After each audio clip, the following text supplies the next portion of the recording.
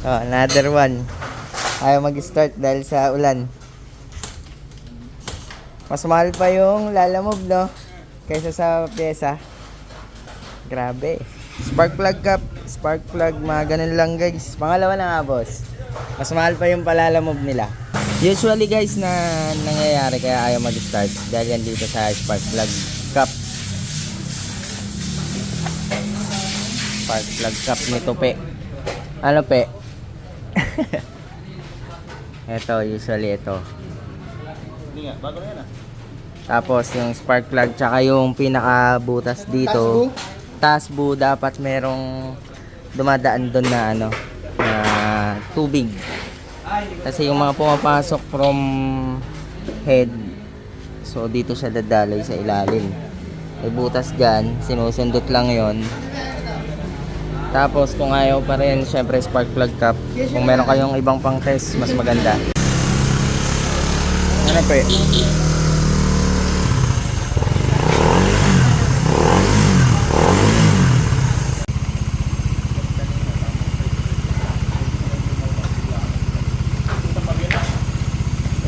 Bagyo na yan. Bagyo na. Dilubyo na yan eh. Direct ng tubig.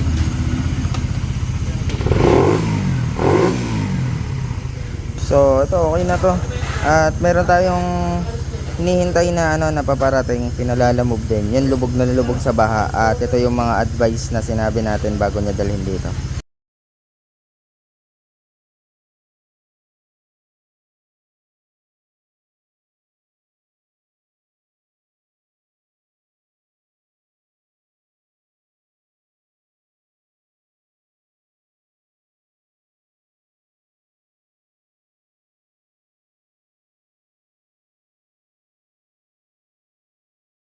Lalamove. Lagpas taon lubog pre. Check natin.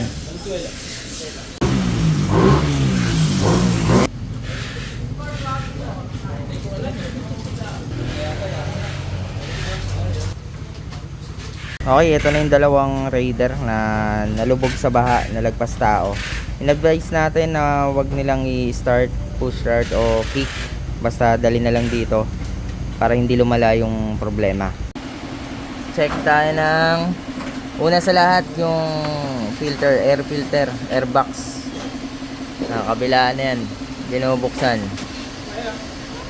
Ayun na, yung isa. Ito naman. Uy, Toyota.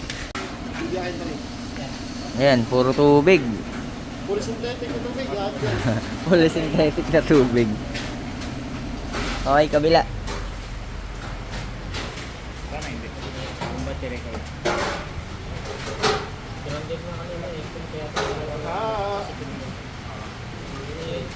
Ito talaga, mas tubig. Nagpakulo. Muna sa loob.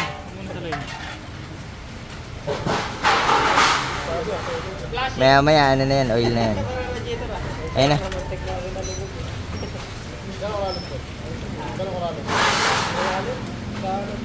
Isa pa. Boss, ano ma-advise mo sa mga ganito, nalulubog sa baha? Yung sa ano muna, hindi muna, yung sa parking lang muna. Ngayon, wag ng panda rin. Unang una, wag panda rin. Tapos, tanggalin battery. Mga connection sa headlight. Kasi pag yung headlight pinasok ng tubig, may tubig yung loob ng headlight. Pag pinandar niya yan, possible mapundi yung LED. Tapos yun, drain na yung oil. Huwag ng panda rin para hindi na magalo yung tubig. Yun, flashing. Pagka umaandar naman, boss, yung nasa biyahe, tapos may baha. Ay, huwag na ilusong. Huwag na ilusong, no? Huwag na subukan. Lagpas taon tubig, boss, eh. Parehas. Kasi ito, tanggalin yung odometer.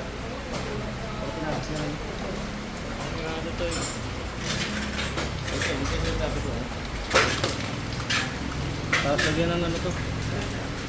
Yung tinulak lang namin, may nakalagay.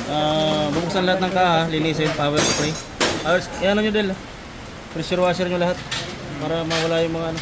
Pwede ko i-keep.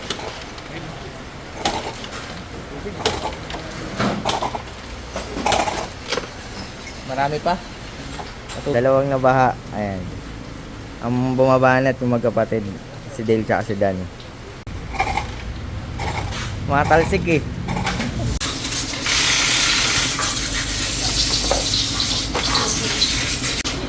Ha? Tanggal na yung headlight eh. Basang-basa oh. Tapos may mga ayan, mga putik-putik na namuo.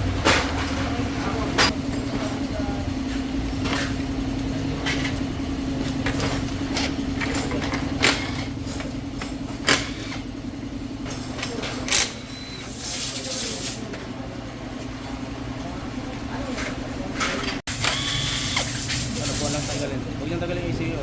Tapos may spark plug. Ayan, kalas na to. So, pressure washer na lang. Tapos ito rin, pressure water din. Ilang araw yung tuloy-tuloy na ulan.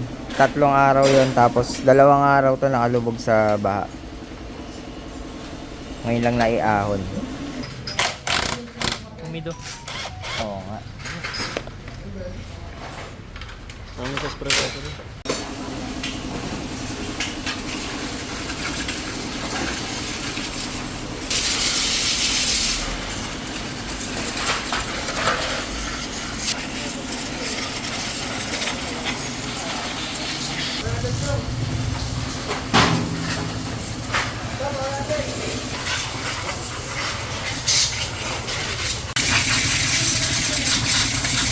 Tapos lagyan ng grasa para ito.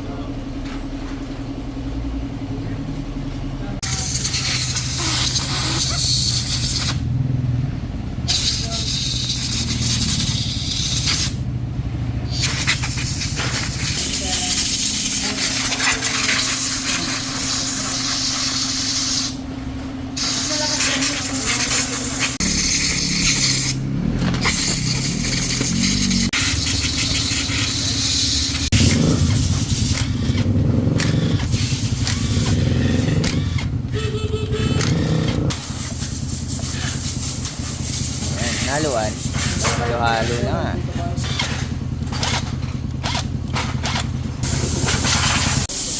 Tubig ang nakuha sa tangke. Hop, tama na. Okay.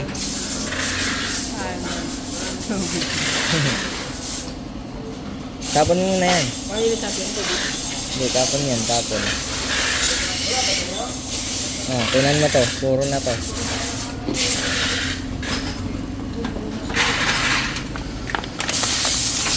Puro na yan, boy. Puro tubig pa. Ayan, pwede na yan, panlinis. Pangalinis. Pero kailangan ma-drain. Kailangan madrain kasi mahirapan yun. Kapal yan. Namamali yan.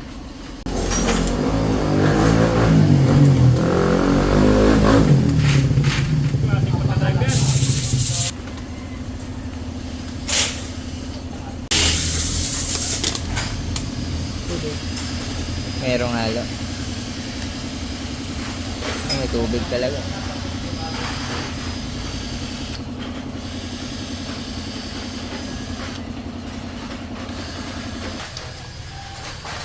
Ayan.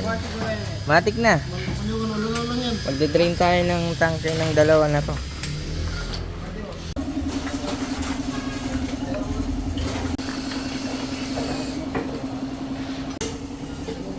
Linis na yan Dan ah. Ayos ah.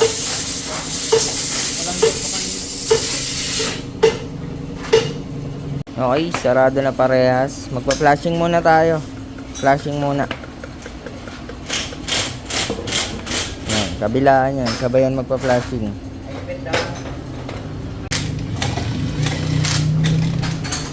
Okay, magde-drain na.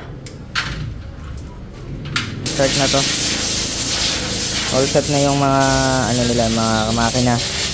Flashing na lang tapos magde-drain ng tangke.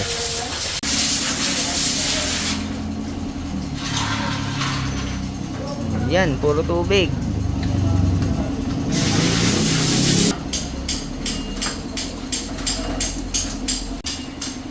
Napakadumi.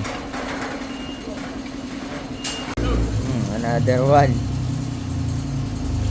Labnaw na ng pula. Okay na yan? Oh, good na. So yan, diretso na rin palit ng fuel filter. Since napasukan ng tubig yung ano, yung tangke. Ayan, palit na automatic.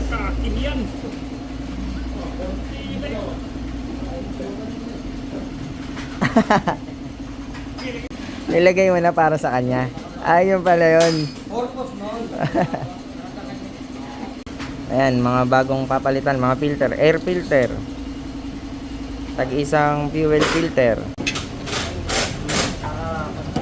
So, ito na guys.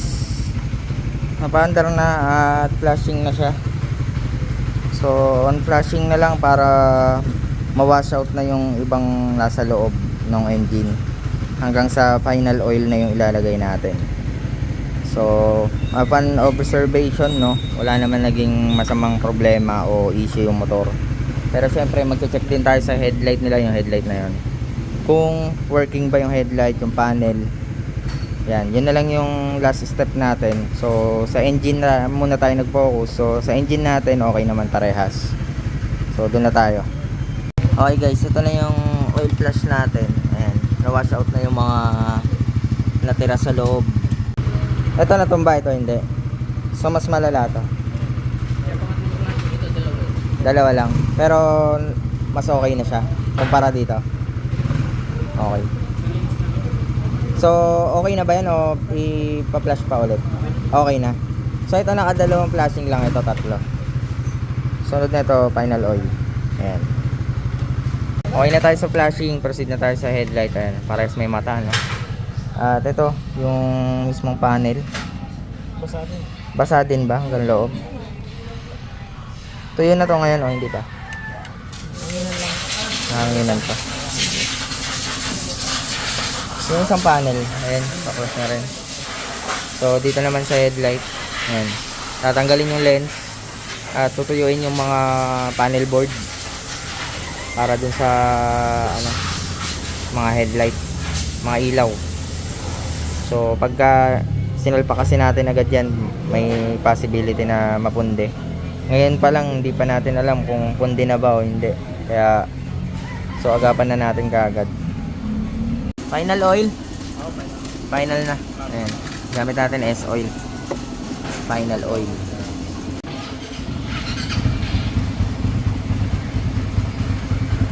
Okay na. Parehas all good na.